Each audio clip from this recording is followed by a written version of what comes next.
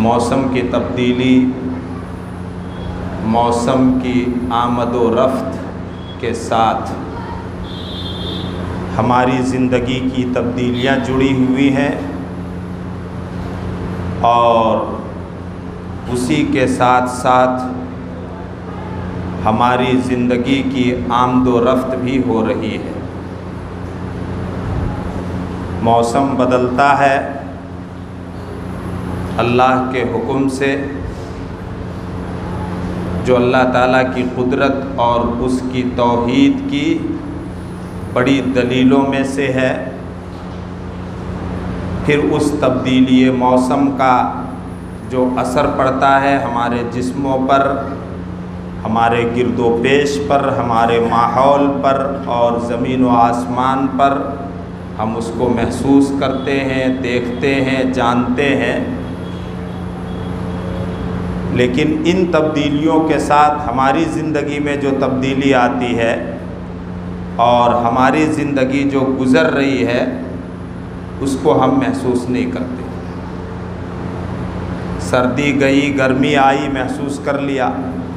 سردی جانے اور گرمی آنے کے ساتھ ساتھ ہماری زندگی کا ایک سال، ہماری زندگی میں جو ایک سال کی کمی آئی اس کو ہم محسوس نہیں کرتے۔ یہ محسوس کرنے کی سب سے زیادہ ضرورت ہے۔ آج کے خطبہ جمعہ میں موسم گرما کے تعلق سے اس کو ذہن میں رکھتے ہوئے میدان حشر کی گرمی اور وہاں کی سختی، وہاں کی شدت و ہولناکی اور انسان وہاں کس قسم کی پریشانیوں سے دوچار ہوگا، ان باتوں پر روشنی ڈالی جائے گی۔ اللہ تعالی ہم سب کو اس دن کی شدت سے، سختی سے، ہولناکی سے، قبر کی ہولناکی سے، میدان حشر کی شدت گرمی اور ہولناکی سے محفوظ فرمائے اپنے فضل و کرم سے۔ اس عنوان کے تعلق سے قرآن و حدیث میں جو کچھ بیان آیا ہے ان پر بغیر کسی شک کے ایمان رکھنا ہے۔ اگر شک بھی کیا تو پھر آدمی مسلمان نہیں رہ جائے گا۔ اللہ تعالیٰ نے جیسے بتا دیا، رسول اللہ نے جیسے خبر دی، ان سب کو ویسے ہی ماننا ہے جو ایمانیات میں سے ہے۔ انسان کی پیدائش سے لے کر اس کی موت تک جتنی تکلیفیں انسان کی زندگی میں آتی ہیں، ان تکلیفوں میں سب سے شدید اور سخت تکلیف جو ہے وہ موت کی تکلیف ہے۔ اللہم ہون علینا سکرات الموت۔ اللہ تعالی ہم سب پر موت کی مدہوشی اور اس کی سختی کو آسان فرما دے۔ پھر موت کے بعد جو مرحلے آئیں گے، ہر مرحلے کی تکلیف موت کی تکلیف سے کہیں بڑھ کر کے ہے۔ اللہ تعالیٰ ان تکلیفوں سے بھی ہم گنہگاروں کو اپنے فضل و کرم سے محفوظ رکھے۔ قرآن کریم میں اور احادیث میں ان مرحلوں کی جو کیفیت بیان ہوئی ہے اور ہولناکیاں اور تکلیفیں بیان ہوئی ہیں، ان کو ایک خطبے میں بیان کرنا بہت مشکل ہے۔ بس مختصراً روشنی ڈالی جائے گی۔ اللہ تعالی ہم سب کو عمل کی توفیق عطا فرمائے۔ سب سے پہلے تو اس بات کو جانیے کہ قیامت کس طرح قائم ہوگی۔ قیامت کے بعد وہ مرحلے پیش آئیں گے۔ نبی اکرم صلی اللہ علیہ وسلم نے ارشاد فرمایا، کیف انعم وصاحب القرن یلتقم القرن وحنا جبهته واصغى سمعه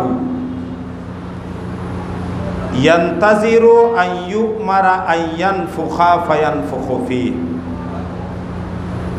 میں خوش اور مست و مگن کیسے رہ سکتا دنیا میں؟ خوشحال کیسے رہ سکتا؟ دنیا اور دنیا کی چیزوں سے میں لذت کیسے اٹھا سکتا جبکہ سور پھونکنے والا فرشتہ سور کو اپنے منہ میں نوالا بنائے ہوئے، منہ میں لیے ہوئے ہیں، اپنی پیشانی جھکائے ہوئے ہے، کان اللہ کے حکم پر، اللہ کا حکم سننے کے لیے لگائے ہوئے ہے، اس انتظار میں ہے کہ اللہ تعالیٰ سور پھونکنے کا حکم دے اور وہ سور پھونک دے. ایک دم الرٹ ہے وہ فرشتہ اسرافیل. صحابہ کرام رسول اللہ صلی اللہ علیہ وسلم کی زبان مبارک سے ان باتوں کو سن کر کے مارے خوف و دہشت کے لرزنے لگے اور ڈر گئے.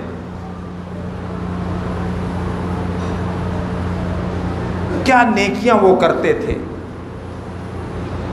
اس سے یہ پتہ چلا کہ خوف اور ڈر بھی صرف نیک لوگوں کے دلوں میں پیدا ہوتا ہے.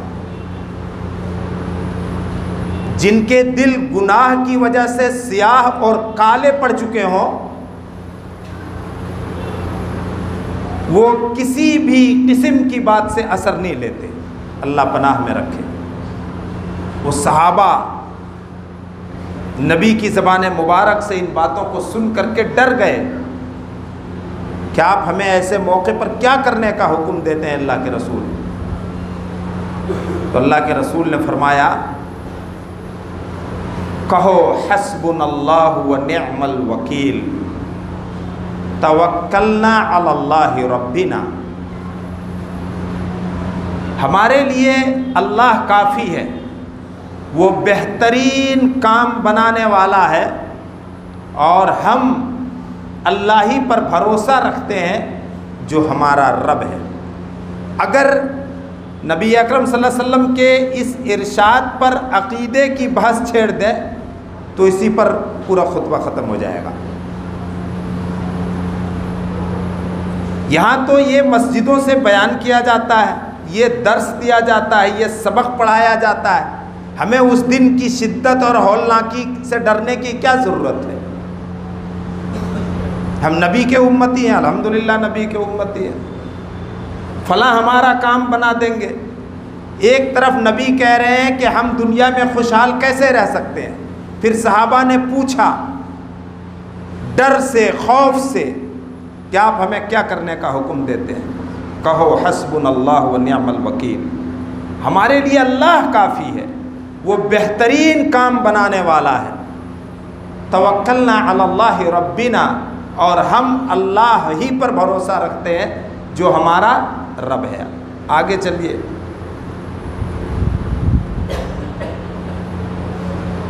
اسرافیل فرشتہ اللہ کے حکم سے سور پھونکنا شروع کریں گے. آواز دھیرے دھیرے بلند ہوگی. مشرق سے لے کر مغرب تک، پورب سے لے کر پچھم تک کے تمام انسان اس آواز کو سنیں گے جو نامانوس آواز ہوگی، جس کو پہلے دنیا میں کبھی نہیں سنی گئی. دھیرے دھیرے وہ آواز تیز ہوگی، بجلی کی کڑک کی طرح وہ آواز شدید ہو جائے گی. پھر لوگ گر کر کے مرنا شروع ہوں گے، گر کر کے مرنا شروع ہو جائیں گے. لوگ جہاں رہیں گے وہیں مریں گے. وَمَا يَنظُرُونَ إِلَّا صَيْحَةً وَاحِدَةً تَأْخُذُهُمْ وَهُمْ يَخِصِّمُونَ فَلَا يَسْتَطِيعُونَ تَوْصِيَةً وَلَا إِلَىٰ أَهْلِهِمْ يَرْجِعُونَ. وہ آواز سب کو اپنی گرفت میں لے لے گی. ہر آدمی اپنے کام اور کاج میں مشغول اور مصروف بزی ہوگا. کوئی کسی کو کچھ وصیت و نصیحت نہیں کر پائے گا. اور نہ کوئی اپنا گھر لوٹ کر کے آ پائے گا، جہاں رہے گا وہیں اس آواز کی گرفت میں آ کر کے وہ مر جائے گا۔ کائنات کی ہر ذی روح جیوت مخلوق، انسان کے علاوہ جنات، فرشتے، جاندار اور بے جان، حتیٰ کہ ملک الموت، موت کا فرشتہ بھی اپنی جان کو اللہ کے حوالے کر دے گا، سب کے سب فنا کے گھاٹ اتر جائیں گے، اور رب کا یہ فرمان پورا ہو جائے گا، کل من علیہا فان وَيَبْقَى وَجْهُ رَبِّكَ ذُو الْجَلَالِ وَالْإِكْرَامِ۔ آج سب کے سب فنا کے گھاٹ اتر گئے، صرف اس رب ذو الجلال والاکرام کی ذات باقی رہ جائے گی، جو بڑی عظمت، جلالت اور بڑائی والی ذات ہے اور عزتوں والی ذات ہے۔ سب کے سب فنا کے گھاٹ اتر جائیں گے۔ اللہ رب العالمین جب سب کے سب مر جائیں گے تو اعلان کرے گا، این الجبارون این المتکبرون۔ دنیا میں سرکشی، جبر، ظلم و زیادتی کرنے والے، تکبر و گھمنڈ کرنے والے، بڑائی میں رہنے والے کہاں ہیں؟ ظاہر سی بات ہے سب مر چکے ہیں، کون جواب دے گا؟ اللہ ہی جواب دے گا، انا الواحد القہار، میں ہوں بادشاہ مطلق، میں ہوں اکیلا شہنشاہ مطلق، سب پر زور رکھنے والا۔ پھر یہ زمین دوسری زمین سے بدل دی جائے گی، جس میں اونچ نیچ، پیڑ پودے، ہریالی، گھر مکانات، پہاڑ کچھ بھی نہیں ہوں گے۔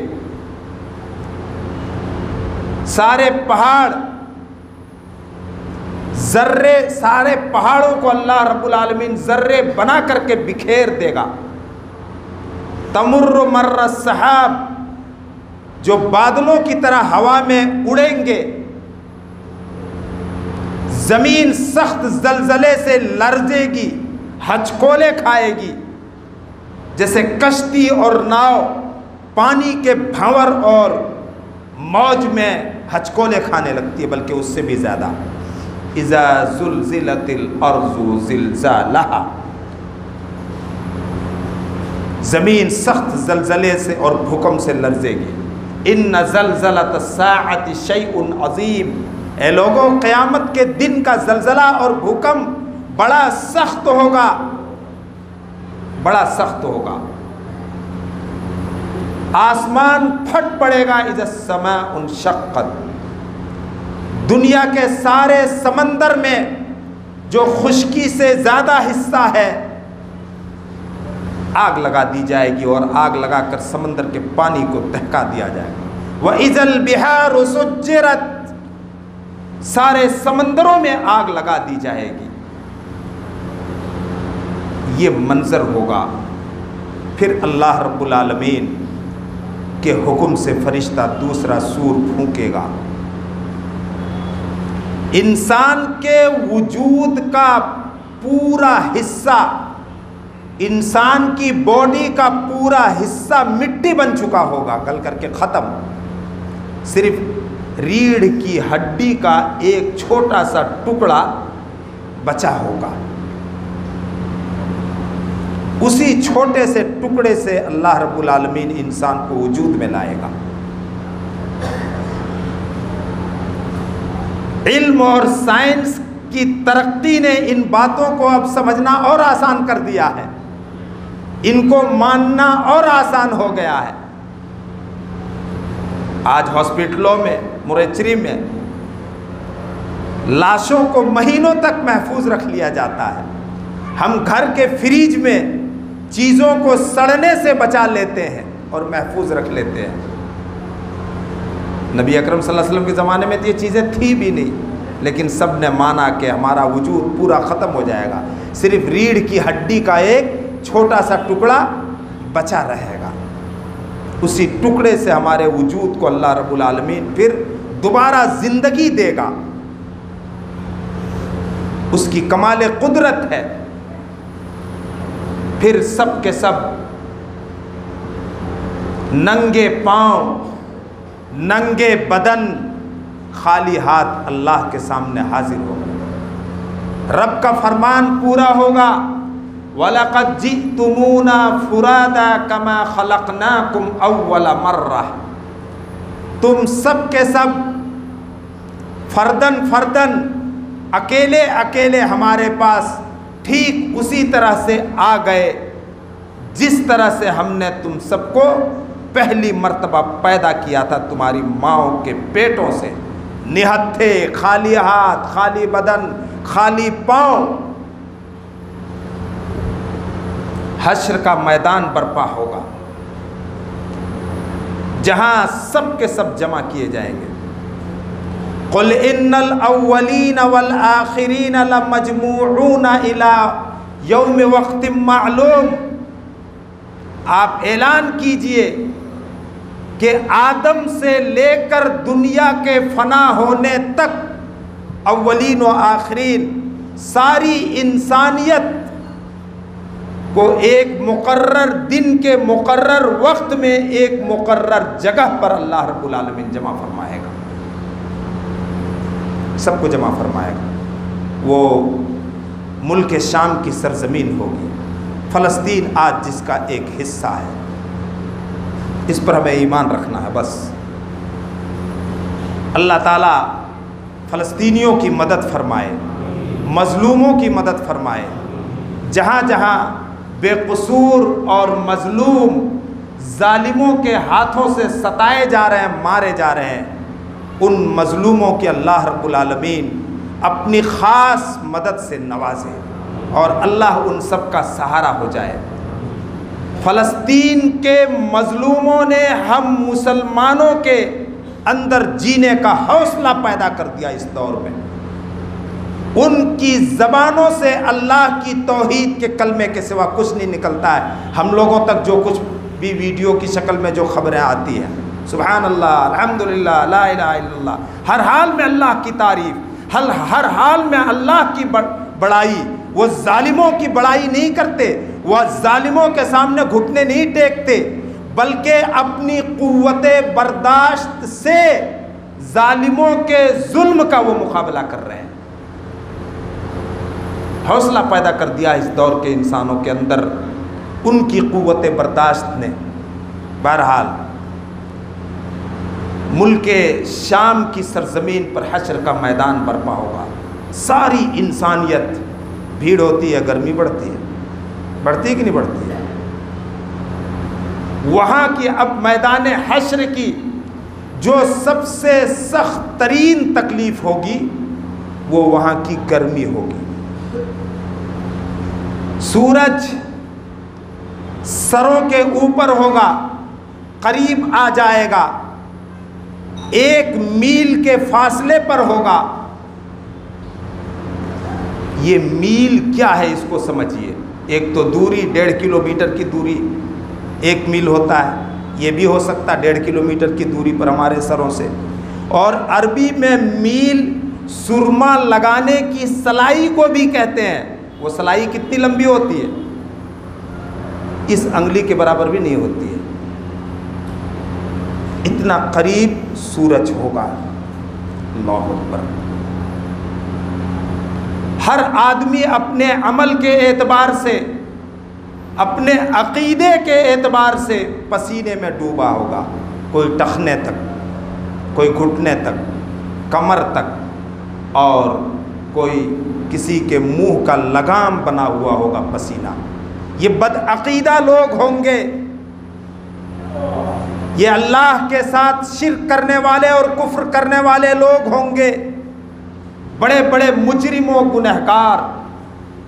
یہ کیفیت ہوگی اور اللہ اعلان کرے گا وَامْتَازُوا الْيَوْمَ أَيُّهَا الْمُجْرِمُونَ، اے گنہگارو، اے گنہگارو، اے اپرادھیو، دنیا میں پاپ کرنے والے، آج ہمارے نیک مخلص اچھے بندوں سے تم الگ ہو جاؤ۔ پسینے میں ڈوبنے کا یہ عالم ہوگا۔ وَكَانَ مِقْدَارُهُ 50,000 سَنَةً، اور وہاں کا ایک دن کی مدت دنیا کی 50,000 سال کے برابر ہوگی۔ اللہ اکبر، 50,000 سال کے برابر ہم سب ہوں گے، وہاں جمع ہوں گے، ننگے، زمین تپ رہی ہے، پاؤں میں کچھ نہیں ہے، سورج 1 میل کے فاصلے پر ہے، ہمارا جسم ننگا ہے۔ آج ہم کیا کیا انتظام کر لیتے ہیں گرمی سے بچاؤ کے لیے، اس علم اور عقل کی وجہ سے، جو علم اور عقل اللہ رب العالمین نے دیا ہے۔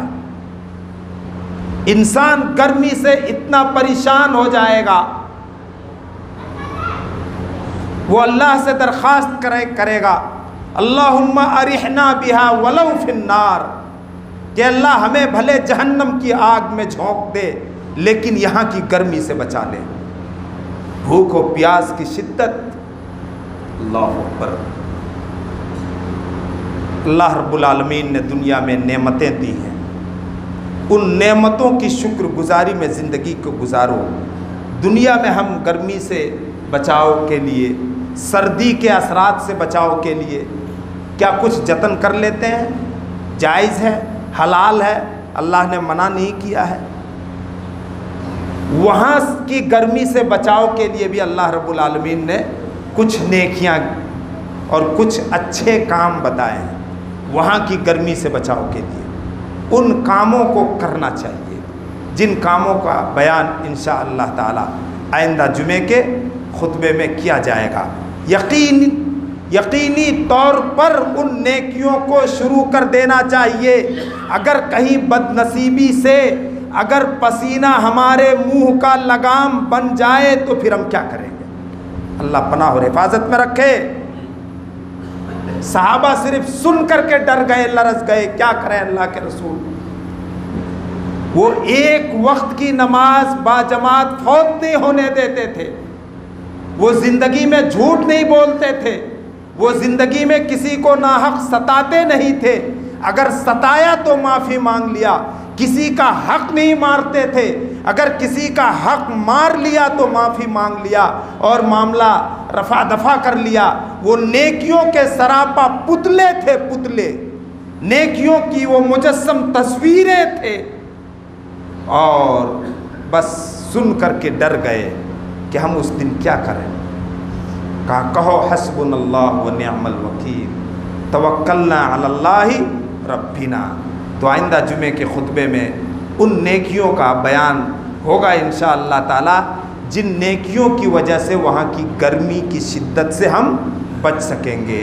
اللہ رب العالمین ہمارے حال پر رحم فرمائے، ہم سب کو اللہ رب العالمین نیکیوں کی توفیق دے، نماز باجماعت ادا کرنے کی توفیق دے، ہمارے گناہوں سے درگزر فرمائے، اللہ تعالیٰ بیماروں کو شفائے کلی نصیب فرمائے اور ہر طرح سے ہماری حفاظت فرمائے۔ یقیناً وہی ہماری حفاظت فرمانے والا ہے۔ بارک اللہ لنا ولکم فی القرآن الحکیم ونفعنا وإیاکم بالآیات والذکر الحکیم۔